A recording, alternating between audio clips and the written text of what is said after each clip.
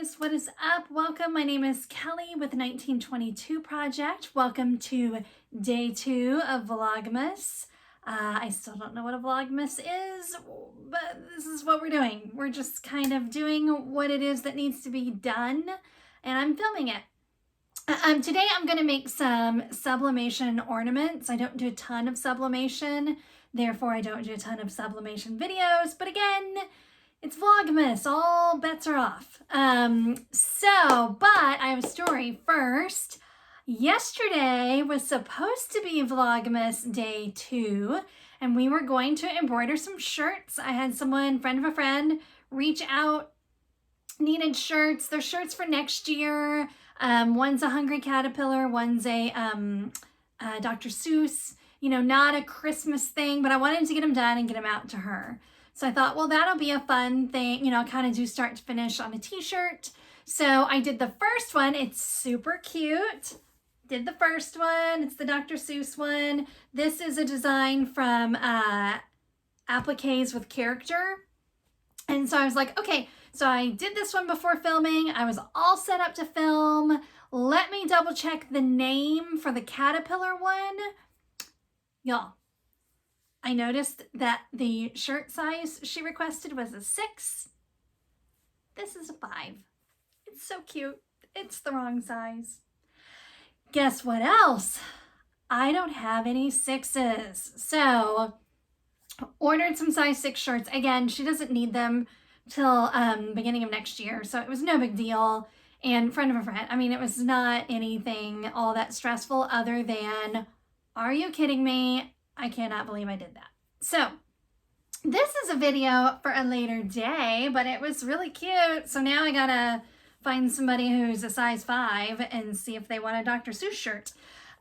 So today I have a friend who every year orders ornaments from me. And I can't remember if I told you guys this story, but there was a whole fiasco last year where I had a PTA that ordered a whole bunch of ornaments and they didn't get here in time. And it ended up being no big deal on their end, my end, whole thing, except for then they arrived and I have all these blank sublimation ornaments. But anyway, this is what a sublimation ornament looks like when it's blank. And so a friend of mine ordered 20 of them this year, just to like give out to friends and family. I cut her a deal, you know, just to get them out of I need them out of my house. So I thought I'd do a quick sublimation video just to kind of basics of it all and show you what my setup looks like. I was really excited. I've had this printer for 3 years, I think, maybe even a little bit longer, and it's fun. I like it. I like that I have it. I am super grateful that I didn't go overboard and spend a whole lot of money getting set up because I just don't use it very much. I use it for this. I use it for mugs. That's about it. So let's go over there. Let me show you some of the basics of sublimation and then we'll do one of these real quick. This will be a quick video today. Again, I want to keep putting out some videos, but I don't have time for really specific how-tos. So we're just filming the things the random list of things I got to get done. So let me take you over there. Okay, so this corner is a little hard to film in, but this is my printer. It's an Epson. I have the ET2720. It is actually not a sublimation printer. It's just a regular printer, but you fill your cartridges up with ink. And so what makes this so nice for sublimation is you just never put your regular ink in it. You just put sublimation ink in it, and then now, poof, it's a sublimation printer. So that's kind of what I was talking about earlier. Like, I'm so glad I did this rather than, because sublimation printers are really, really expensive. Now, that being said, I do think that you should, sorry, I'm laughing at the reflection in the TV there, me holding the selfie stick. So I do think that you should buy the right tools for the job. So if you are really, really going to be hardcore sublimating, you want a real sublimation printer. I would think so. I mean, one of the limitations with this is you can only do regular size paper, so 8.5 by 11 paper. Whereas with some of the sublimation printers, you can do really big, like 11 by 17 or whatever. So for me, I just do small stuff. So this was, I don't even remember. It was just less than $200, I think. And then the ink, same deal. I buy mine off of Amazon and it's linked below, as well as the paper. You have to have special paper, special ink, not a special kind of printer, but it doesn't have to be a sublimation printer. And that will get you started. You also have to have a heat press. You can't do it with an iron. An iron does not get hot enough. Most sublimation you have to do at 400 degrees. Again, I just got the cheapie. I've had this heat press way longer than I've had the sublimation printer. Although I do have to say, a new heat press might be on the list for 2022. This one gets a little uneven with the heating. I have this guy that you can get, that you do that and then it tells you the temperature. And that helps because the numbers on the heat press are not accurate. Like I have to put it down, it gets a little too hot. So anyway, so that's all you need for sublimation. Now then you have to get sublimation blanks, and they do have to be special blanks. Sublimation only works on polyester. That's why I don't do clothes, because I don't like polyester shirts. I don't want to sell polyester shirts. So I just don't do, I mean, some people do. Some people are happy with polyester. I'm not. So I can't get passionate enough about it to like sell it. So this is my completed ornament. And this is, I know, backwards. It's not on the ornament, I promise. You'll see in just a minute. Now when you print, you do print mirrored, just like if you're doing HTV. And then your blanks have to be special sublimation blanks because there's like a polyester coating on it. So that's the front of my ornament. I am going to put something on the back. I just haven't quite decided yet. I think I printed like, whoops, I dropped it. I'll pick it up in a minute. Let me turn you around and show you how you do this. Yeah, just kidding. That wasn't backwards, was it? I always think it is when I'm showing it to you guys, but it's not. Anyway, so I printed my stuff and she wants 20 ornaments. I've got plenty on one page, and you can do all of these at once. I'm a little afraid that if I do that, and I have a tendency to mess things up in videos, that I'm going to mess up 8 ornaments instead of just one. So we're just going to do one for the purposes of the video. Then when I can focus, I'll do more than one at once. But basically all you do is you put your blank on top of your design. Now I find these circles a little hard to line up, so I just kind of hold it up to the light. And then I know you can't see it on camera, but then I can see through the paper to kind of line this up a little bit. And I might take it over. I might stop the video. No, actually, I think that's good. I can see it. I was going to say I might take it over to the window, but I can see it. So, get that all lined up. Then you have to have, well, you don't have to. I could probably lay this down in a wooden shift. I use some what's this called?